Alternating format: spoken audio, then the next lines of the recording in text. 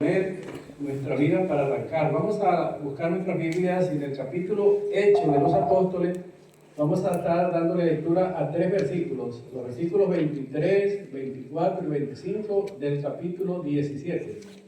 Yo ya pedí a un hermano que le esté dando lectura a este pasaje. Hechos 17, capítulo 17, versículos 23, 24 y 25.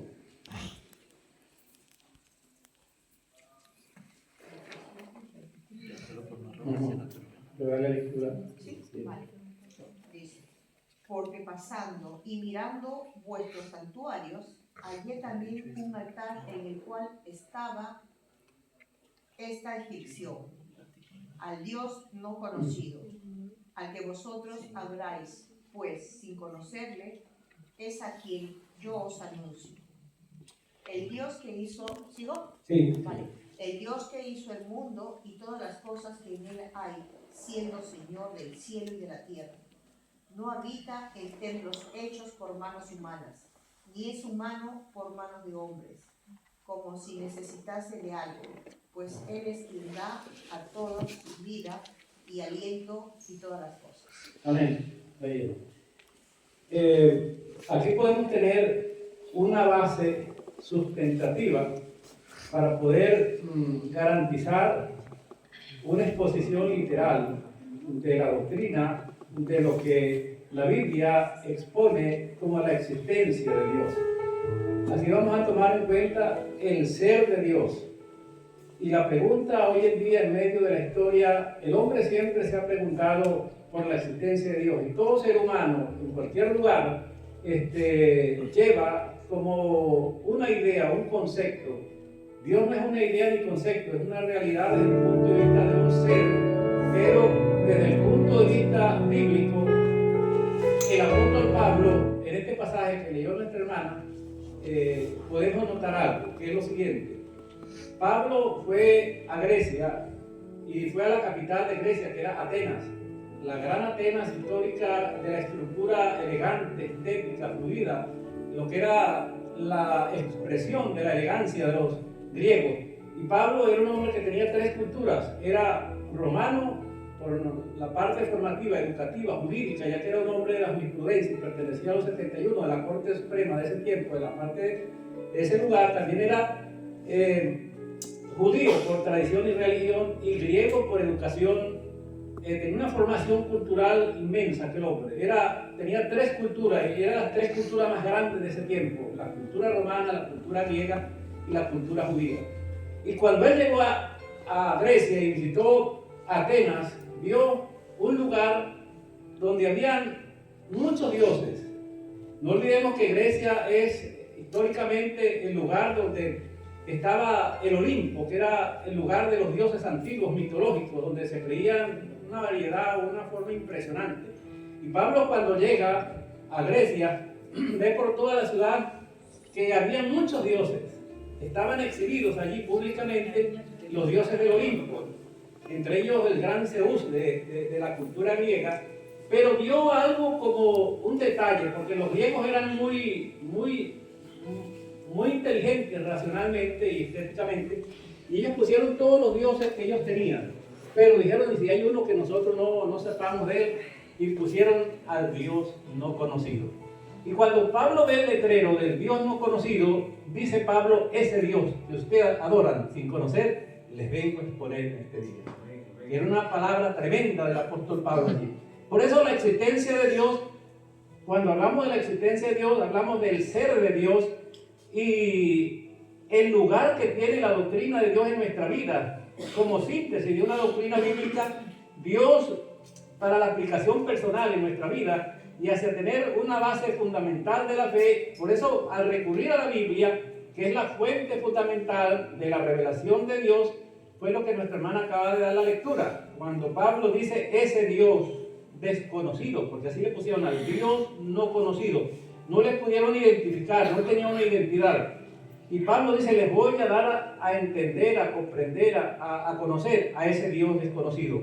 Por eso, cuando recurrimos a la Biblia, que es el fundamento de la revelación de Dios, bibliográficamente en la Biblia, en su bibliografía, allí encontramos en 2 de Timoteo 3:16, cuando nos dice la Escritura que toda la Escritura es útil para enseñar, para corregir, para instruir, a fin de que el hombre sea preparado para toda buena obra.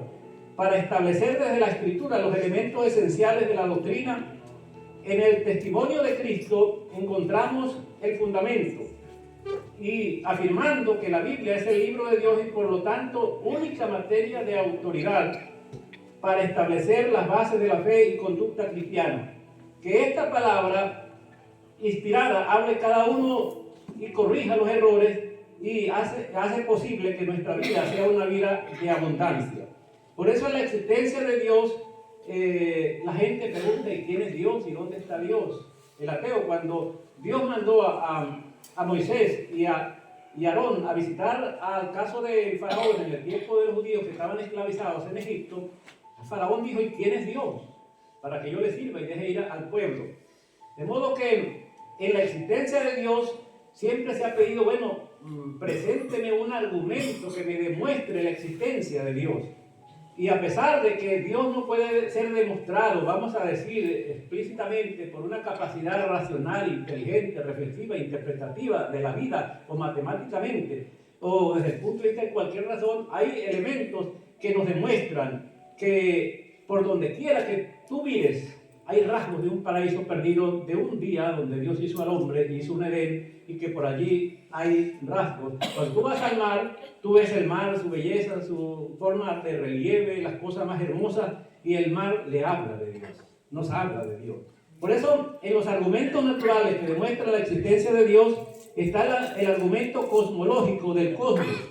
Cuando dice que el universo obedece a una causa, y la única causa suficiente es Dios. Si buscamos argumentos para demostrar la existencia de Dios, el universo nos habla de Dios, nos habla de un arquitecto, nos habla de uno que diseñó el universo y que lo ha llevado a lo que es hoy. Y el mismo Salmo, con la forma del salmista David, encontramos en el Salmo 19, cuando el Salmo 19, versículo 1, dice que los cielos cuentan la gloria de Dios y el firmamento anuncia la obra de sus manos. Y un día emite palabra otro día, y una noche declara otra noche sabiduría. De modo que no es escuchada su voz, pero se expresa por la naturaleza de alguien que le ha creado. Pablo decía que todo lo que existe es creado por Dios. Amén. Y Dios es el creador de todas las cosas. Amén, Él es parte de las cosas. La Biblia expresa la creación de un ser perfecto y poderoso. Benito Espinosa, el gran exponente filosófico de Europa, decía que el panteísmo, donde Dios es todo, Dios es la pared, el suelo, todo, y eso no puede ser así. Dios es distinto a los elementos naturales y creados. Más bien todo lo que tú ves con tus ojos y con tus sentidos, los palpas, los analizas, ahí demuestra que Dios es el creador del universo. Y ese es un argumento a favor de que Dios existe. Está el argumento ontológico, que resulta necesario la existencia de un ser que tenga existencia en sí mismo y saque a la existencia a todos los demás seres.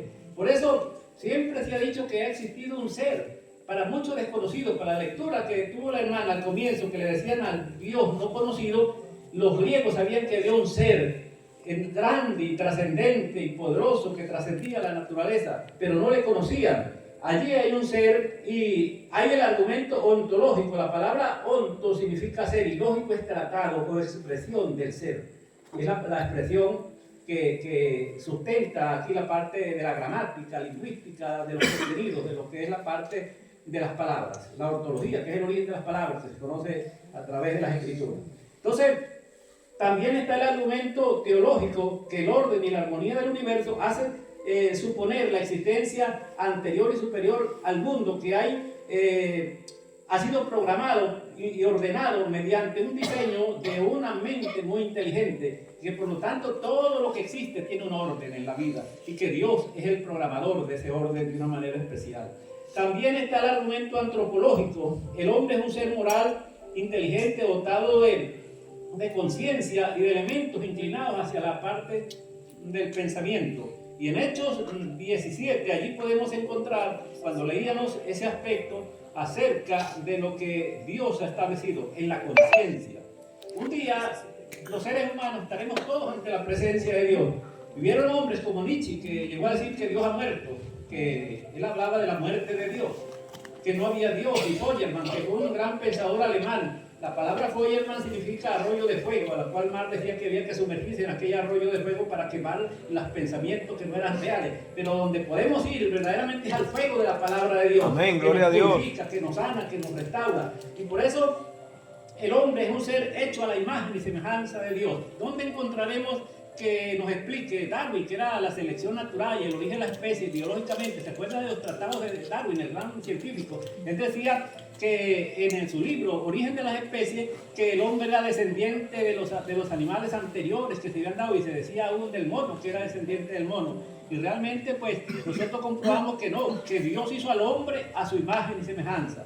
Está también el argumento moral o psicológico. El hombre es un ser dado a la conciencia y se orienta hacia el cumplimiento de una ley moral común, de tratado de los hombres en la existencia y en la forma legislativa, jurídica, jurisprudencial que hay dentro de la vida de la existencia de la sociedad. Entonces, esa inclinación que tiene el hombre hacia a la moral hasta cierto punto es porque el hombre en sí ha sido dotado por Dios para tener una conciencia, y el hombre que va a estar un día delante de la presencia de Dios y dice que no le conoció porque no sabía de él, dice que la misma conciencia allí pudo haber realmente él reflexionado que si hay un ser realmente que le colocó. Y está el otro elemento, el argumento histórico. Todos los pueblos tienen un concepto de la existencia de un ser supremo hacedor del universo. John Locke, el hombre de Inglaterra, que decía que el hombre cuando nace, el niño, es una tabla rasa blanca que no tiene nada allí, que más tarde se forma con la cultura que le rodea, los aspectos que va a reflexionar y a conocer en la vida. Se puede decir que el hombre en cualquier parte del mundo hay una inclinación hacia a un ser. Imagínate la parte china o musulmana, el Oriente Antiguo Medio, hay creencias, aunque sean supersticiosas, pero creen que hay un ser. Y eso es lo que Pablo decía: a ese ser que ustedes adoran sin conocer, les vengo a traer hoy lo que es el Dios vivo y verdadero. Por eso los eruditos en la historia afirman que el concepto monoteísta es anterior al politeísta. Es decir, los judíos tenían la fe y la certeza y la postura que había una forma monoteísta, es decir, un solo Dios verdadero y auténtico en la historia, y no el politeísmo mitológico griego donde había aquel ocaso enorme, tremendo de esa concepción histórica. Por eso la Biblia trata de desmitologizar muchas cosas culturalmente para exponer al Dios vivo y verdadero que hizo los cielos y la tierra. Por eso, con esta afirmación de existencia de Dios, la idea personal de un ser supremo. Entonces, hay un ser personal, supremo, no un ser impersonal, porque para los orientales, para la parte de la India, esa parte hay creencias de que Dios existe, pero no es personal. Y la Biblia dice que hay un ser personal. Perdón, una pausa, ¿no? Ajá. Recientemente he estado viendo por las redes y se habla que la ciencia ha descubierto en el ADN de nosotros que está escrito el nombre de Jehová. Sí, así es. Lógicamente, somos el sello de él. Sí, no, así es. Es decir, hay, como dice el hermano, cada uno tiene huellas digitales que más nadie tiene. Y eso lo colocó Dios. Y Dios, el mismo científico, han llegado a decir que realmente hay en eso una gran verdad científicamente, aún en la parte del hombre. ¿Sí? Por eso también hay pruebas bíblicas de la existencia de Dios. Prueba bíblica de la existencia de Dios. La Biblia no intenta demostrar la existencia de Dios, sino que la afirma desde el principio. Amén. Cuando la Biblia habla de Dios, no habla de una demostración, sino de una afirmación. Y dice en Génesis 1, en el principio creó Dios los cielos y la tierra. Y por eso la Biblia comienza presentando a Dios en una actividad. Creó Dios. La Biblia es la revelación de Dios al hombre, para que el hombre pueda conocerle, según Hebreos 1:1, cuando dice que por muchas maneras Dios habló al hombre, pero que hoy nos ha hablado a través de su Hijo Jesucristo. Dios habló de muchas maneras, pero la manera más clara, más hermosa y vital de la existencia es a través de Jesucristo. Al mismo Felipe le dijo Jesús: quien me ha visto a mí ha visto al Padre. La Biblia es la revelación de Dios al hombre para que el hombre pueda conocerle. La Biblia revela a Dios por sus nombres, según Génesis 1 y 14 y 18 y 17:1. En el 17:1, Dios se le presentó a Abraham cuando estaba allí Abraham de 99 años. Y dijo Dios en ese momento, se le presentó como el Dios Todopoderoso, como el Shaddai. La Biblia revela a Dios por sus nombres. Y podemos decir que en este caso, Yahvé, según Éxodo 34:6, que traducido más tarde, con el tiempo, por la Reina Valera, lo expone como Jehová, que lo conocemos hoy en día a través de la versión de los 60, de la Reina Valera. En el hebreo se escriben 4 consonantes, que es el Yahweh, que es YHWH, que es el tetragrámatón allí que establece la forma como se estructuró la parte de las palabras. ¿Y qué pasa con la parte de Yahweh? Revela la eternidad de Dios. El nombre Yahweh revela la eternidad de Dios. Por eso, hermanos, tenemos que prepararnos cada día para estar con el Eterno. Amén. Porque un día iremos a la eternidad y tenemos el pasaporte, que es la fe. La fe es el pasaporte que nos lleva, y una obediencia a la voluntad de Dios hace que no nos salgamos del carril. Amén. Y revela la eternidad de Dios diciéndole allí: yo soy el que soy. Nombre usado para expresar relación de Dios con su pueblo. Es el nombre de Dios del pacto. El nombre que dio Dios para ser llamado por su pueblo, según Éxodo 3:14. Es el primer nombre dado a Dios en la Biblia. Allí, Él, Elad, Elohim. Cuando hablamos de esta expresión, Él, Elad, Elohim, es el primer nombre dado a Dios en la Biblia como corresponde a quien es soberano, creador y gobernador. Con este nombre de Él, Elad o Elohim, que es un plural de majestad, dentro de la parte literaria bíblica de la ortología de las palabras, como corresponde a quien es soberano y creador y gobernador de todos los seres. Es el nombre plural, un plural que corresponde a la majestad de Dios, y lo podemos encontrar también en Génesis 1:26, cuando Dios dijo: hagamos al hombre a nuestra imagen y semejanza. Cuando dice hagamos, está hablando de plural. Y algunos llegaron a creer al principio, en el tiempo intermedio, teológica, histórica e investigativamente, que trataba de hablar con los ángeles, y cuando Dios va a hacer al hombre, le dijo a los ángeles: hagamos al hombre. Pero no es así. Es el Padre, el Hijo y el Espíritu Santo presentes allí, que dijeron: hagamos al hombre a nuestra imagen y a nuestra semejanza. La corte celestial. Eso es algo maravilloso. ¿Por qué? Porque ahí está la Trinidad divina, realmente representada en 3 personas distintas en un solo Dios, el Dios único y verdadero. Por eso hay el otro nombre, que es Adonai, que equivale a Señor, el Señor de los señores. Manifiesta el carácter esencial de la deidad. Es decir, Adonai, que equivale a Señor, manifiesta el carácter esencial de su esencia, de su divinidad interna que Él posee, su estructura esencia de lo que Él representa como soberano. Y eso lo podemos encontrar en Génesis 15:2 y 8, Deuteronomio 3:24 y en el Salmo 69:6. Nombres compuestos tenemos aquí, como es el caso que le dije anteriormente, como se le presentó a Abraham. Cuando hablamos de nombres compuestos, ahí hay la palabra Él.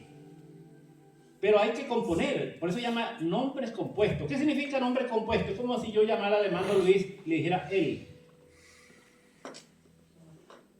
Y le doy el apellido o el nombre.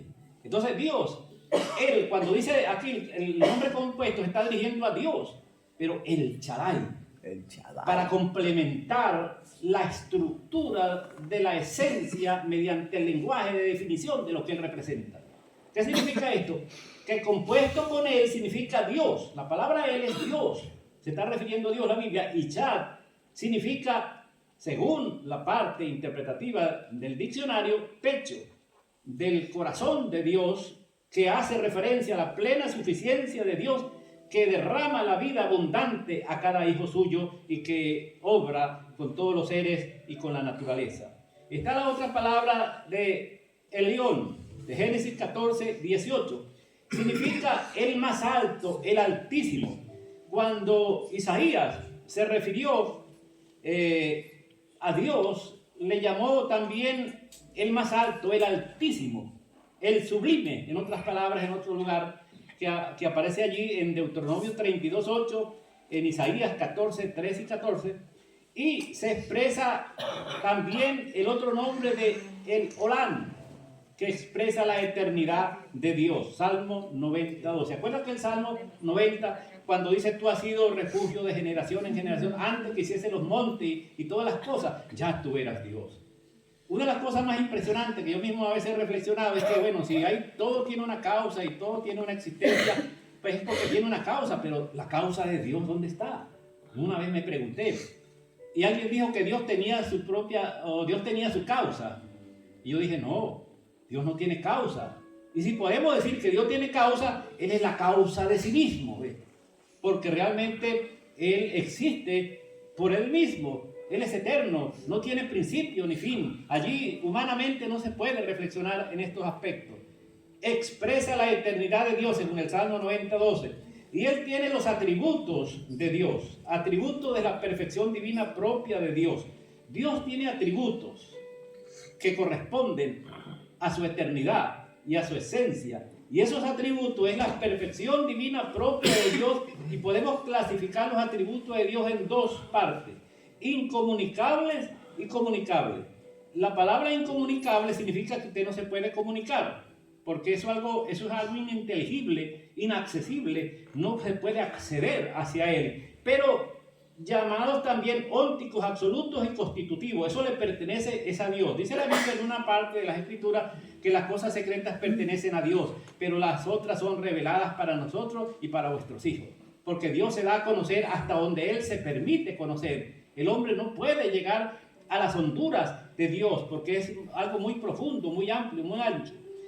Y en la parte comunicables, allí es donde Él tiene la parte reservada a Él, en su perfección y en su santidad y en su poder, y los otros son perfecciones exclusivas de Dios que solo Él puede y posee. Ahí la posee Dios nada más. Y los comunicables, sí es realmente la comunicación que se relaciona con su criatura. Y hemos visto cómo dice anteriormente, le citaba el capítulo de Hebreos 1:1, que Dios nos ha hablado de muchas maneras y se relacionó con nosotros de la manera más hermosa y más directa y más cerca a través de su Hijo amado Señor Jesucristo. Tiene otro atributo que llama la simplicidad. La simplicidad es la perfección divina que hace que Dios sea absolutamente puro, sin composición. Dios es un Dios perfecto que es puro, no tiene composición. Dios es espíritu, según Juan 4:24. Dios es espíritu y los que le adoran deben adorarle en espíritu y en verdad, para que nos podamos identificar y relacionar con Él. Está el otro atributo que es la unicidad. Es la perfección divina que expresa la unidad de Dios. Dios es uno, según Deuteronomio 6:4. Y aquí aparece Israel cuando dice la frase que ustedes la han escuchado mucho, inclusive en estos momentos difíciles donde ha habido la guerra y eso: oye Israel, Jehová nuestro Dios, Jehová uno es. Ahí está el monoteísmo. Los judíos creían en un solo Dios. Por eso es que cuando viene Jesús tienen hasta dificultades para comprender e interpretar la venida de Cristo. Ellos esperaban un Mesías, pero era el Mesías realmente político, combativo, aquel hombre héroe de guerras. Y cuando viene Jesús no le conocen, porque ellos guardaban la unicidad de un solo Dios y no se les había revelado. En el capítulo 11:26 de Romanos dice: luego todo Israel será salvo, cuando venga la oportunidad para ello. Está el otro atributo de la infinidad. Es la perfección divina que hace Dios que no tenga limitación alguna. La infinidad es que Dios es infinito y Él no está limitado por nada. Dios es infinito, según Reyes 8:27 y Hechos 17:28. Lo expresa allí el apóstol Pablo cuando dice que Él es infinito y trasciende todas las cosas. Infinitamente perfecto, según Job, lo aprecia allí la parte. También tiene un atributo de la eternidad, hermano. Un Dios sin principio ni fin, según Deuteronomio 32:40, Salmo 92 y Salmo 102:12 y 27. Cuando hablamos de la eternidad, una vez estaba predicando el hermano Luis allí, puso un mensaje muy interesante una mañana a las 12 del mediodía, y cuando iba finalizando vino a mi memoria como una idea relacionada con la Biblia, que yo le pasé un papelito y decía el papelito: la eternidad es muy larga para pasarla en un lugar equivocado. Me pareció bonita la reflexión. Y yo le digo que esa eternidad, que es una perfección de Dios y que Él nos está invitando a esa eternidad, no perdamos la oportunidad, hermano. mantengamos el pasaporte, no pierdan el pasaporte. Usted sabe que cuando usted va para un país y no tiene pasaporte no viaja. Seguro. Y el que no tenga el pasaporte de la fe no va a viajar para la eternidad, para ver a ese Dios sin principio ni fin. Ojalá que todos los que estemos aquí estemos siempre dispuestos y preparados con esa fe para ir a esa eternidad con Dios para la eterna. Está también el otro atributo de la inmutabilidad. Dios no cambia. Cuando hablamos de inmutabilidad, significa que Dios no cambia. Dios no aumenta ni disminuye, porque un Dios que aumentara o disminuiría sería como, vamos a decir, modificado. Y Dios no puede ser modificado. Él es el siempre permanente en todo tiempo, en su esencia y en su naturaleza y en atributos. ¿Qué significa? Que es inmutable, que no cambia. Y el apóstol Santiago, en el capítulo 1:17 del libro de Santiago, dice que en él no hay sombra de variación. Él es el mismo ayer, hoy y por los siglos. También tiene un atributo muy importante que no tiene más nadie: omnipresencia. Dios está presente en todo lugar al mismo tiempo, no fragmentariamente, sino íntegramente, según Romanos 8:9 y Salmo 135, versículo 17. ¿Qué significa eso? Que la omnipresencia es un atributo exclusivamente de Dios. El diablo no tiene eso. Pon cuidado, cuando una vez vino que estaba Job y le preguntó Dios al diablo que dónde andaba, ¿sabe qué le contestó el diablo a Dios? Rodeando la tierra, haciendo un recorrido, porque él no puede estar presente en ninguna parte. Él manda a sus mensajeros de maldad a hacer las cosas. ¿Ve? El diablo no se ve, pero se ven sus diabluras. Ten en cuenta, eso es verdad. Una vez dice el diablo no se ve, pero se ven las diabluras de él. Entonces, hay otro atributo extraordinario: la soberanía. ¿Qué es la soberanía como atributo de Dios? Es la perfección divina en la cual Dios es supremo sobre todo. Es el único que tiene la perfección divina como supremo sobre todo, según tenemos allí Salmo 50:10, que dice que Él es el perfecto y el supremo, y Colosenses 1:17, el apóstol Pablo, que escribió esa carta, también dice que Dios es el Dios eterno y maravilloso. Estamos con la omnipresencia plenamente de Dios como atributo. La omnisciencia es el conocimiento absoluto de Dios.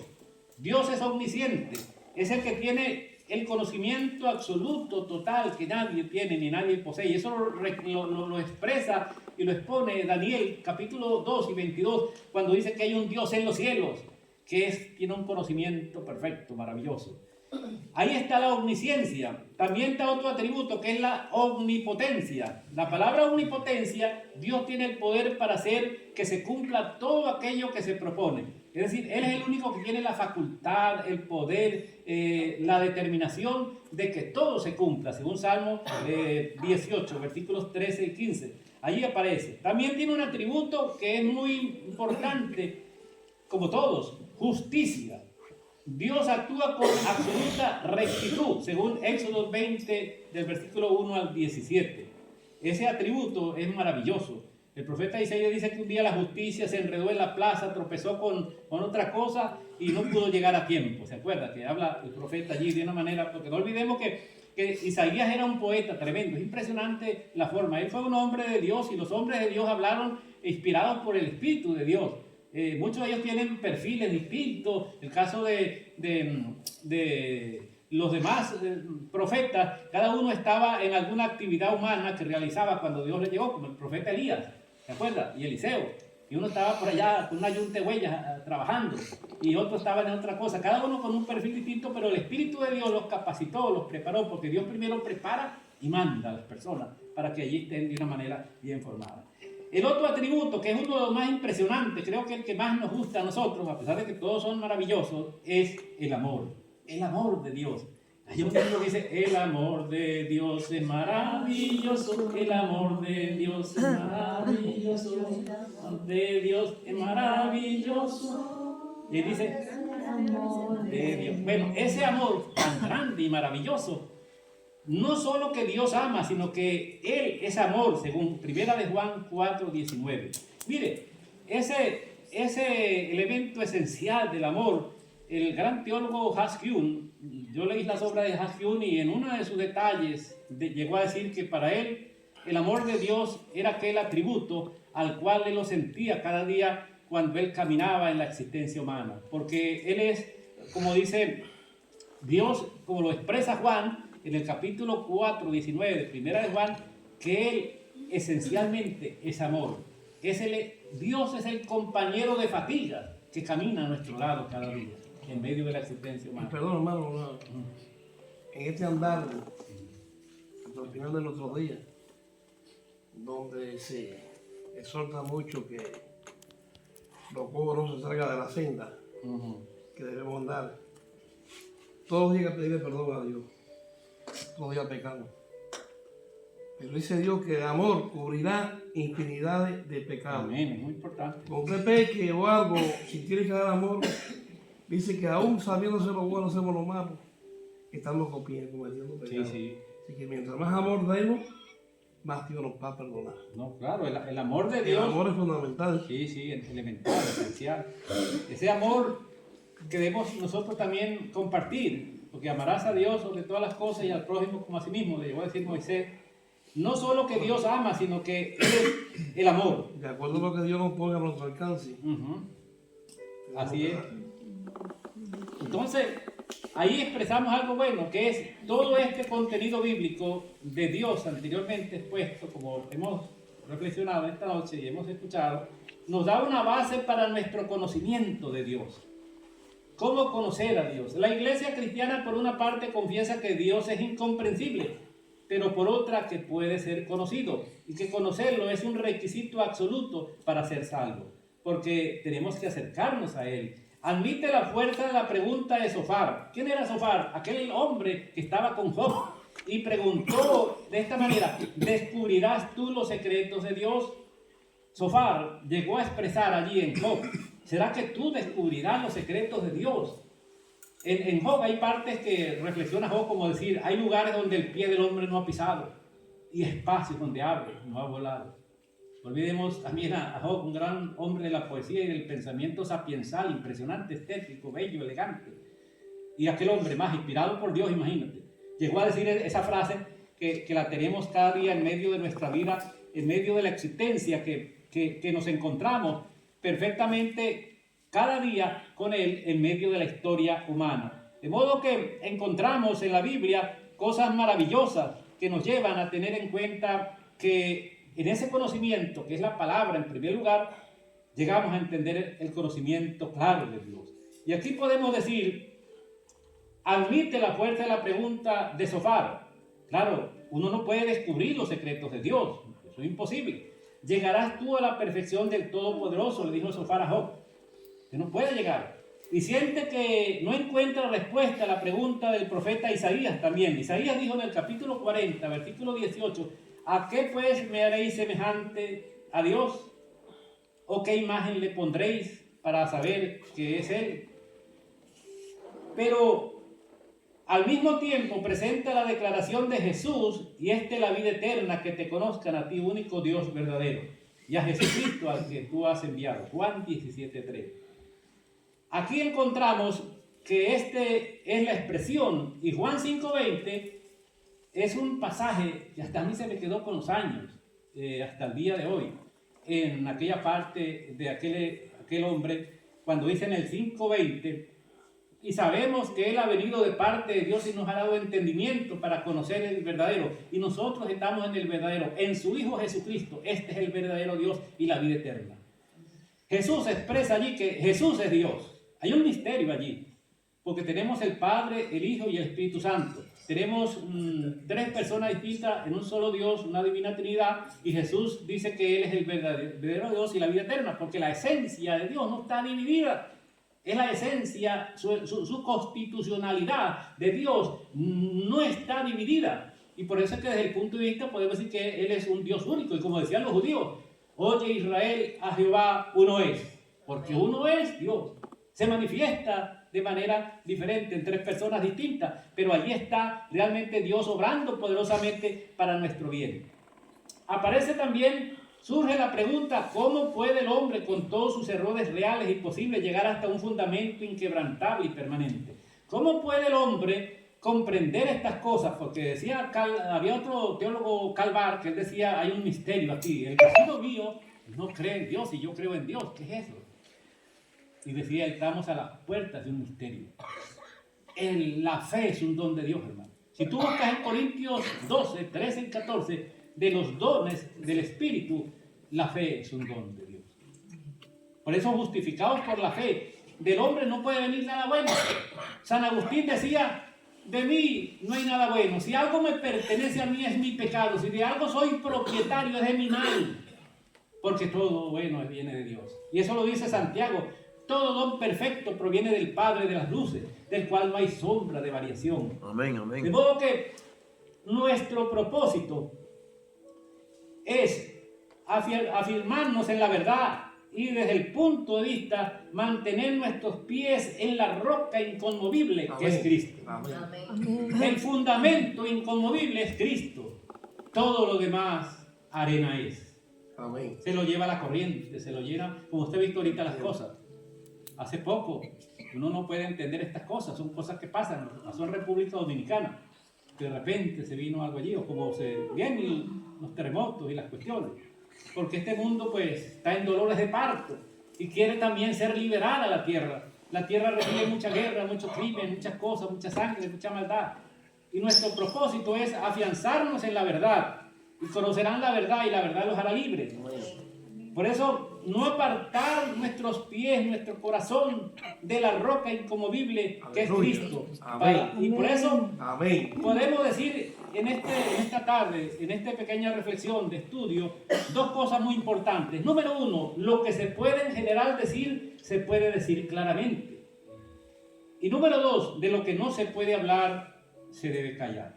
Son principios de la prudencia proverbial del libro de Proverbios en nuestra vida sapiensal de la prudencia, la vida de la elegancia y el vocabulario, que hay que saber qué es lo que uno va a decir, va a expresar, para poder comunicar alguna verdad que sea útil. En nuestro vocabulario no debe estar falso ni verdadero, sino comprobado y verificado. La prudencia proverbial nos habla como el criterio de los apóstoles. Lo que hemos visto, oído y tocado, de eso hablamos, del verbo hecho carne. Los apóstoles vieron a Jesús con sus ojos, oyeron a Jesús con sus oídos y hicieron un tacto con uno de los sentidos de su existencia al palparlo. Y por eso dicen ellos esa frase que hoy en día la tenemos muy bien expresada literalmente: lo que hemos visto, lo que hemos oído y tocado, de eso hablamos. Es decir, que nuestro vocabulario debe haber un laboratorio de expresar verbalmente lo correcto, lo propio y lo verificado y lo comprobado. Porque alguien dice esto es así o esto me habló el Señor, y muchas veces Dios no habla. ¿Se acuerdan aquella expresión de la gente que se tiene? Así tiene que emitirse como hacían los profetas que fueron inspirados por el Espíritu de Dios. No hablaron por su propia cuenta. Ellos hablaron porque el Espíritu de Dios estaba allí presente para hacerles hablar lo que Dios quería que se expresase. Él es revelado en su divina palabra, a través de la providencia. Cuando uno ve por donde quiera, como le decía al principio, por donde miren vuestros ojos, verán rasgos de un paraíso perdido, porque este mundo aún es hermoso, ¿no? No ha perdido la estética y la elegancia de la estructura del arquitecto, del adorno, porque Dios es belleza. Por lo tanto, expresa en las cosas su belleza. Dios también se revela a través de la preservación. ¿Cómo hemos sido preservados los que estamos en esta noche aquí? ¿Ve? Nosotros hemos sido bendecidos desde el día que abrimos los ojos, hermano. Sí, cuando se supo que en su casa nació fulano, desde allí podemos decir, desde que se abrieron aquellos ojos, y aunque esos ojos no captaron como hoy en día una persona puede captar las cosas, porque un niño cuando está pequeño, como dice Piaget, que es el gran exponente de la psicología infantil para la parte educativa de la formación del niño, el niño ve con sus ojos y no comprende, pero ve símbolos alrededor, figuras, cosas, y su oído oye. ¿Qué significa eso? Que ahí está la preservación de Dios hasta nuestros días. Ese niño que era así, ahí están las niñas las nietas, un día serán jóvenes, otros días serán mayores. Y allí conocieron al Señor y verán que allí les preservó Dios y les preserva en el día de hoy. Dios nos preserva a todos los que estamos en este lugar. Amén. Dios se ha revelado a través de los milagros. Hemos visto testimonialmente cómo aquí hemos hablado y han hablado los hermanos que Dios ha hecho una obra en cada uno. Sanidades, restauraciones, milagros. Dios se revela a través de una comunicación directa, como fue el caso cuando Dios habló, por ejemplo, a Abraham, que se refirió ahí en el capítulo 17:1. Dice que hubo un pacto allí con Abraham. Dios se revela a través de la encarnación que hace posible como Cristo, que se encarnó de María la Virgen, se hizo hombre y fue nuestro Salvador. En el capítulo 42, versos 5, Job enfrenta su dilema de angustia existencial. Y dice, de oídas te había oído, pero ahora mis ojos te ven. Job fue un hombre que tuvo un problema existencial. Él maldijo el día en que nació, como podemos ver en los primeros capítulos de Job. Y dijo, ¿por qué más bien no quedé como un abortijo dentro del vientre de mi madre? Para que no hubiera visto mis ojos la luz del sol. Y no solamente eso, sino la tragedia humana que hay de maldad y crimen. Y él llegó a sentir una angustia existencial. Pero esa angustia existencial que él tuvo, más tarde, él vio algo que no veía anteriormente. Primero dice él que de oídas te había oído, pero hoy mis ojos te ven. ¿Qué significa eso? Que mis ojos te ven. Que por eso la importancia del ser cristiano, que nos relaciona con el eterno, trascendente, divino, con el Cristo real, Dios bíblico. Dios se deja ver a través de los ojos de la fe. La fe es el ojo donde Dios se muestra y usted le puede entender y comprender. Eso lo expresa Hebreos 11:6. En Hebreos 11:6 dice la palabra que sin fe es imposible agradar a Dios y que el que se acerca a Dios debe creerle que le hay y que Dios es galardonador de los que le buscan. ¿Qué significa eso? ¿Quién dice la gente que soy yo? Preguntó Cristo y Pedro responde, tú eres el hijo del Dios viviente. Y Jesús le dice, bienaventurado eres, Simón, hijo de Jonás, porque no te lo reveló la carne, sino mi Padre que está en los cielos. Entonces, esa revelación maravillosa es Dios a través del Espíritu obrando. Por eso como cristianos tenemos acceso a Dios. Y en Efesios 1:18 dice la palabra, el apóstol Pablo, que tenía esa experiencia. Pablo fue un hombre que, el único que puede expresar esa parte, dice que él conoce de un hombre que no sé si en el espíritu o en el cuerpo fue al tercer cielo. Pablo fue al tercer cielo. Y él no supo cómo. Dice que oyó palabras inefables, inexplicables, inentendibles, ininteligibles, que la mente humana no puede analizar, reflexionar, discernir, sopesar, nada de eso. Dios nos ha dado ojos para ver la verdad y el poder de la razón para iluminarla. Aún naturalmente, el hombre natural no tendrá excusas un día delante de la presencia de Dios para decir que no conocía a Dios. Porque Dios le dio ojos para ver la verdad. Y uno al ver la naturaleza tiene que entender que hay un Dios que la ha creado, que la ha hecho como arquitecto. Y eso nos da algo maravilloso.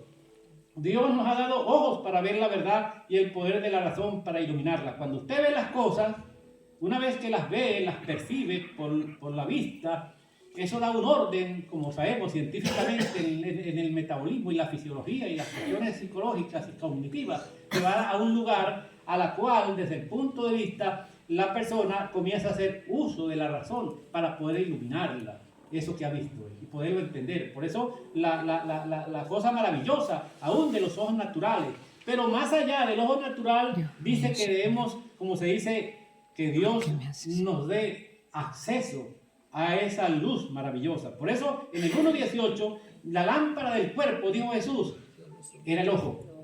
Pero si el ojo está malo, todo tu cuerpo estará malo. Pero si su ojo está bueno, su cuerpo estará sano. ¿Sabe a qué ojo se refería Jesús? No era el ojo que uno tiene, porque todos vemos. Hay personas criminales, descomunales, que hacen maldades con los ojos más sanos que uno. Se refería al entendimiento. Cuando Pablo dice que Dios alumbre los ojos de vuestro entendimiento.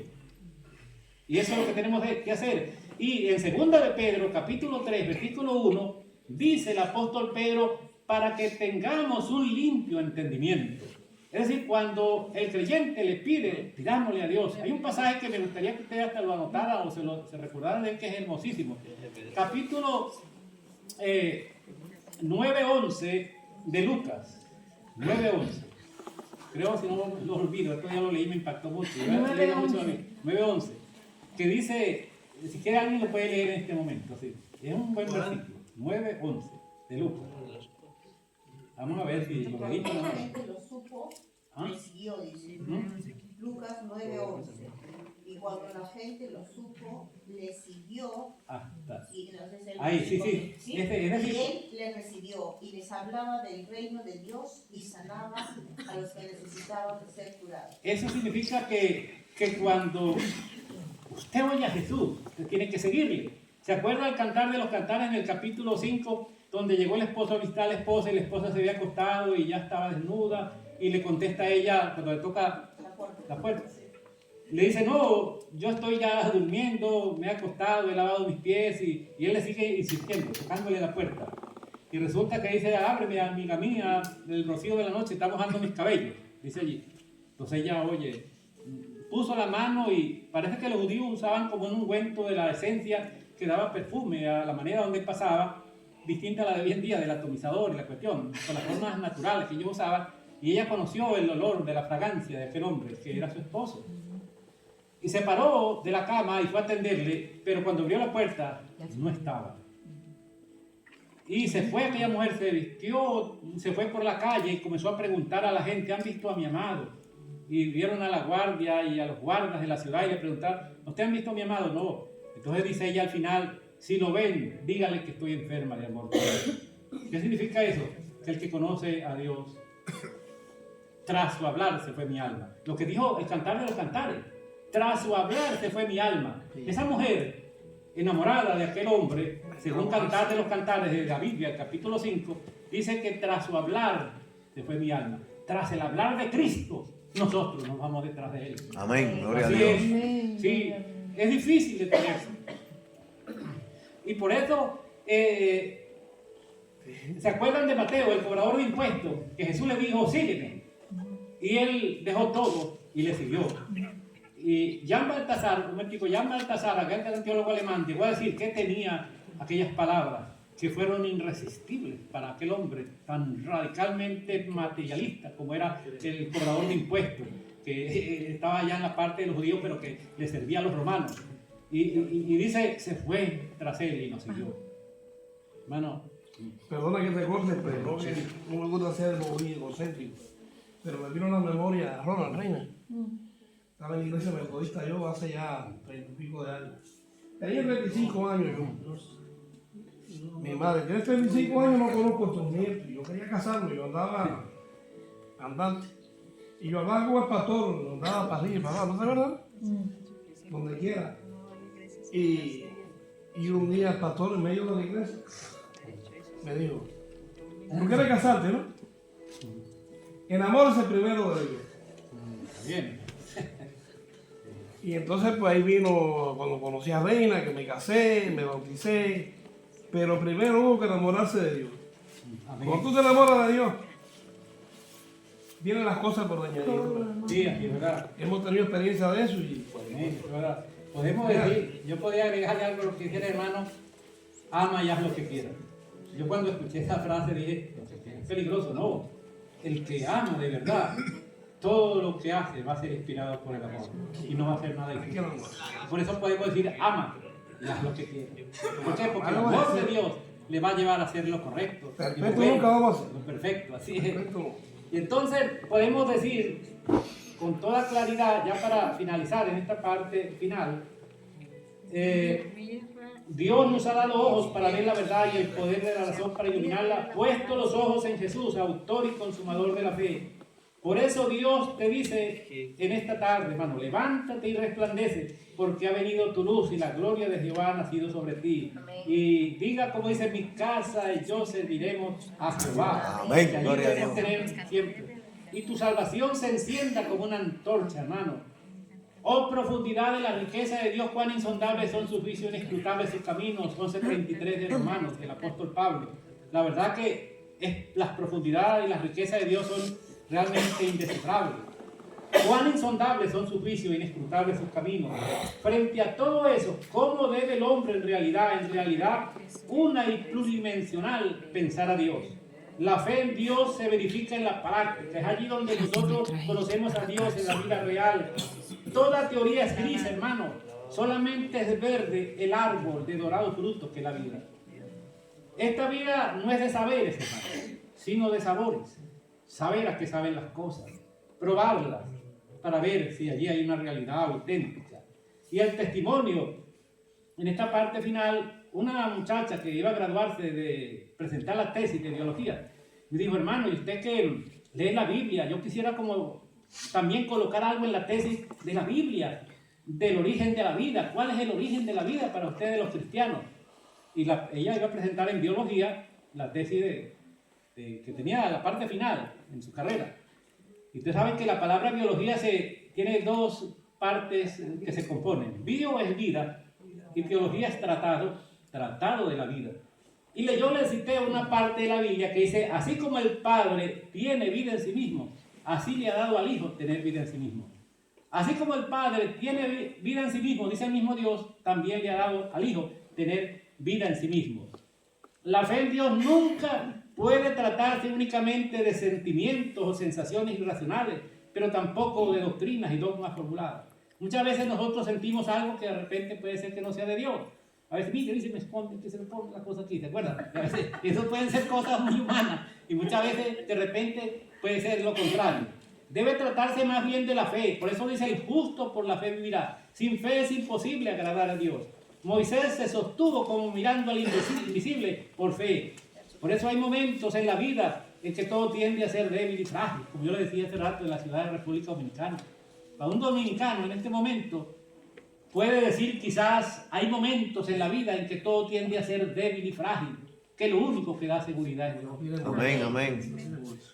Y que lo único que da seguridad es Dios en medio de la existencia, porque una lágrima se evapora, hermano, una flor se marchita, solo la oración llega a Dios. Amén, Solo amén. la oración llega a Dios. Amén. Y la fe en Dios es un don, como le decía anteriormente, no es posible comprender a Dios mediante un concepto, ni expresarlo completamente mediante un enunciado, ni definirlo mediante una definición.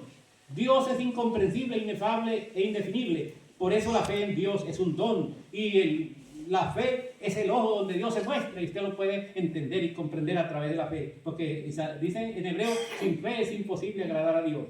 Por eso el Dios uno y único, Dios hizo un movimiento y bajó a la tierra. Dice que siendo Dios se hizo pobre para enriquecernos con su pobreza. Es el drama del encuentro de Dios y el hombre, que siendo rico se hizo pobre para enriquecernos con su pobreza, como dice la Escritura. Y para finalizar, ahora sí, como dice en Timoteo capítulo 3, versos 15 y 16, que tenemos esa palabra maravillosa, para que sepas conducirte en la casa de Dios, que es la iglesia del Dios viviente, columna y baluarte de la verdad. Indiscutiblemente grande es el misterio de la piedad. Dios fue manifestado en carne, justificado en el Espíritu, visto por los ángeles, predicado en los gentiles, creído en el mundo y recibido arriba en gloria. Aleluya. Así es. Por eso las flores, hermanos, nacieron para ser bellas y los hombres para ser buenos. Pero hoy en día las flores se han marchitado y los hombres se han corrompido. Pero aún queda tiempo para que las flores florezcan y los hombres seamos buenos. Amén, Por amén. la gracia y la misericordia de Dios. Amén, amén. Para que fluya como un agua fresca el río eterno de Dios, que del trono de la gracia salta con el Espíritu Santo para vida eterna. Aleluya. Pero aunque desde el punto de vista tengamos esa situación que hoy en día vemos, pues mantengamos, hermanos, la fe en Cristo. Desde el día que abrieron sus ojos, hermanos, han sido bendecidos hasta el día de hoy. Amén. Que Dios les bendiga, que Dios les guarde, que la palabra de Dios viva ricamente en vuestros corazones. Una vez, y concluyo con este testimonio, una dama de Venezuela con la cual yo dialogaba y reflexionaba de asunto de doctrina, ella no creía que había que recibir a Jesús en la avenida Segunda. Y dice ella, antes de venirme yo para acá, me dice, yo hermano Santiago no lo voy a esperar, yo ya lo tengo en mi corazón. Y dije, muy bien, la Biblia dice el apóstol Pablo que Cristo habite en vuestros corazones por la fe. Pero Él va a venir un día donde todo ojo le verá. Y dice la Escritura que la venida de Cristo será visual, Amén. será audible y será presencial. Allí se va a manifestar con su poder. Hermanos, preparémonos, hagamos la voluntad de Dios. Tengamos esa fe, puesto los ojos en Jesús, el autor y consumador de ella, para que cuando Él venga nos pueda decir, buen siervo, en lo poco me fuiste fiel, En lo mucho te pondré. entra al gozo de tu Señor. Amén, Que Dios le amén, bendiga, amén. que Dios le guarde. Amén. Amén, amén. Gloria a Dios. Amén.